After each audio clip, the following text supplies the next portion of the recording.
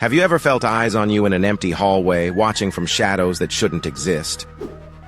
Lincoln Middle School had the lowest incident rate in the district. No bullying, no fights, no accidents during lunch break. Principal Martinez credited their excellent supervision, but the truth was far more unsettling. It started with whispers. Students claimed they felt watched during lunch, even when teachers stepped away. Sarah Chen first noticed it on a Tuesday in October. She was eating alone near the gymnasium entrance when her apple rolled off the table. As she bent to retrieve it, she glimpsed a figure in her peripheral vision, tall, wearing what looked like an old-fashioned school uniform. When she turned, nothing was there. The next day, Tommy Rodriguez was about to steal lunch money from a younger student when his hand froze mid-reach. An invisible force seemed to grip his wrist. The temperature dropped 10 degrees.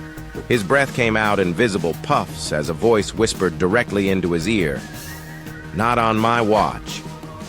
Tommy never bullied anyone again. Mrs. Patterson, the lunch supervisor, began noticing patterns. Spilled drinks would right themselves. Dropped food would bounce back onto tables. Students who wandered toward dangerous areas would suddenly change direction as if guided by gentle, unseen hands.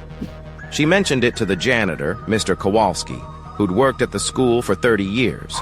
His face went pale. "You see it too?" Kowalski told her about Eleanor Marsh. In 1987, she was the school's hall monitor. Dedicated beyond measure, she'd patrol during every lunch break, ensuring student safety. One day, she intervened in a fight that had escalated near the old boiler room. During the struggle, she fell down the concrete stairs. Her neck snapped instantly. The school covered up the incident. Eleanor's parents were told she'd had an accident. No one spoke of how she died protecting others. But Eleanor never left. Students began sharing stories. Jessica Martinez swore she felt someone catch her when she slipped on wet stairs. David Kim claimed invisible hands pulled him back from a loose railing. The protection was constant, vigilant, and absolutely terrifying. Because protection can become imprisonment. Sarah noticed it first.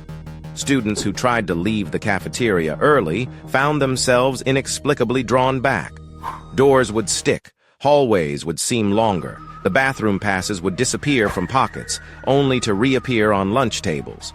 Eleanor wasn't just protecting them during lunch, she was keeping them there. The realization hit during a fire drill.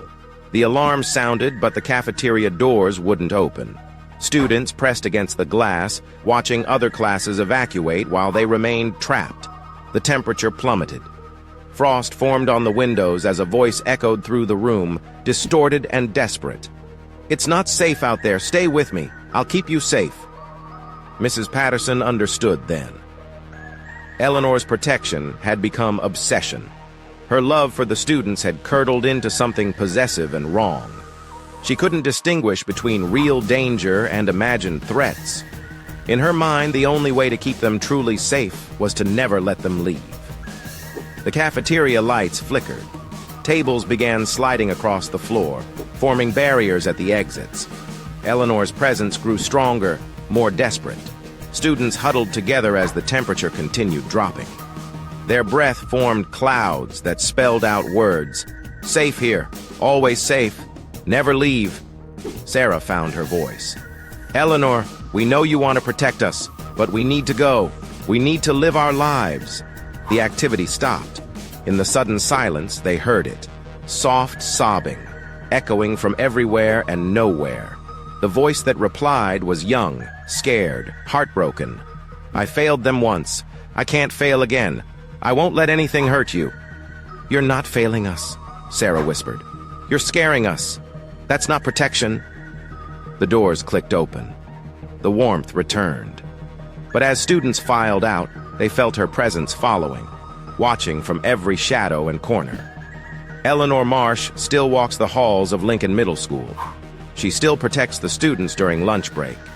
But now they know the truth about their guardian. Some protectors never learn when to let go, and some safety comes with a price that's too high to pay. The question isn't whether someone's watching over you. The question is, what happens when they decide you're never safe enough to leave?